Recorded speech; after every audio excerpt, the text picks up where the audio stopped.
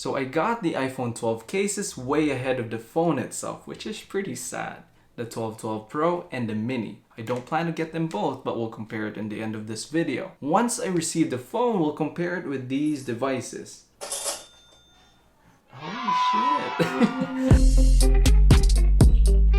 Let me start over as I got super hyped with that one additional subscriber. Thank you, you guys are very awesome. Holding this iPhone 12 mini, well, at least the case feels really nice as you can wrap your hands around it in comparison to the 12 or actually 11 Pro and the ever-growing phones out there. The iPhone 12 mini is actually my first choice, but I'm opting for the 12 Pro. We'll discuss that later in the video as we talk about the 5 tips to help you decide which iPhone 12 is best for you, saving you headaches moving forward. Based on the benchmarking test, Pro models have 6 GB of RAM in comparison to the 12 base and 12 mini, which has 4 GB, similar to the 11 Pro, 4 GB as well. Surprisingly, Apple did not mention this during their reveal event, which is interesting. Tip number 1, storage. We all know that Apple devices, iPhone and iPad, storage cannot be upgraded unlike the Android.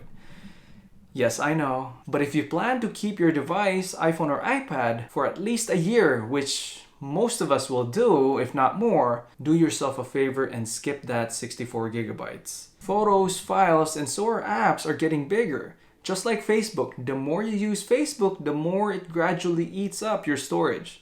So if you're getting that iPhone 12 or 12 mini, pay that additional $50 and get yourself the 128 GB minimum to save yourself from getting the headache trying to choose which cat photo you're gonna delete. Tip number 2, don't just jump into those Pro models thinking that it is faster.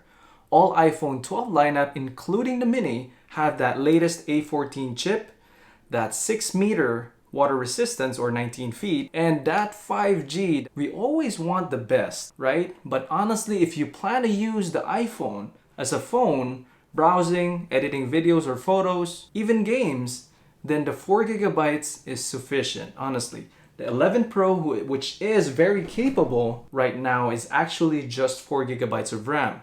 Including that newest iPad Air is still also 4 GB. It's good to get that 6 GB, but you have to spend more, and we'll talk about that later. And maybe get more storage instead, perhaps 128 GB to 256. Tip number 3, device locking, which bit me in the past as I was about to travel after I got the iPhone 11 Pro. Contrary to popular belief that Verizon does not lock their phone, US carrier, well, they just started back in July 2019. But according to them, 60 days later, they do unlock it automatically. So if you want an unlocked phone, make sure to select that SIM-free, especially if you're traveling soon and you're going to be using local SIM to a destination you're headed to. Military personnel, you guys are awesome. You guys get special treatment, so make sure to contact your carrier to get your phones unlocked, especially if you're traveling abroad. Tip number 4, when comparing the 12 and the 12 Pro models, make sure to match the amount of storage, as the 12 starts at 64 GB and the 12 Pro starts at 128 GB.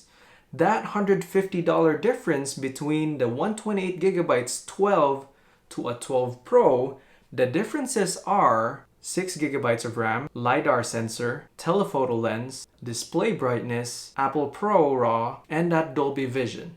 Those are great, but do you really need it? I mean, that 6 GB is actually, those first 3 ones are pretty good actually. Tip number 5, as always, the best battery life is the biggest phone, which is the Pro Max.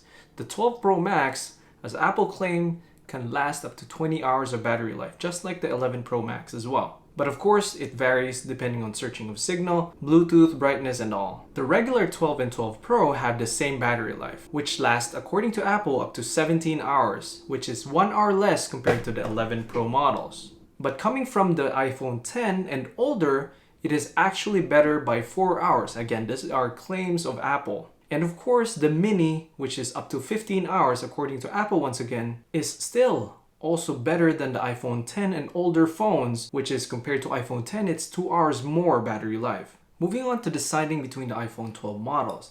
You would consider the iPhone 12 mini if you prefer a compact design, smaller form factor, and easily held in the hand while maintaining that latest A14 chip and the lowest price point. But of course, remember that tip number 1, skip that 64GB storage, please. And you would consider the 12 as opposed to the 12 Pro if you want a lighter phone but saving you 25 grams, a more matte finish on the sides, and a little bit more color choices and vivid blue as well, and red. And of course, if you would rather save that $150 for accessories or increased storage. The 12 Pro model, as mentioned earlier, are for those who need raw image, 6GB of RAM, telephoto lens, and that LiDAR sensor. Well, the thing is, if you capture a lot of raw footages and maximize the use of that iPhone 12 Pro, which is, let's say, Dolby Vision and that video editing, for sure you already know that you need at least 256GB of storage, which then again, additional money out the door. Then there's that 12 Pro Max for folks that want a bigger screen, a little bit bulkier phone but has a better battery life, increased image sensor, best camera upgrade across all iPhone 12 lineup, sensor shift for stabilization, and telephoto lens that has a tighter shot of 65mm, which of course comes with a premium price. So which one did you guys get or still considering? Let's talk about it in the comments down below. Thank you guys for watching, really appreciate your time. Don't forget to subscribe as we compare the iPhone 12 across all these devices and older iPhone models as well. Thank you guys, and by the way, like and comment helps other people find this video. Peace. It's annoying.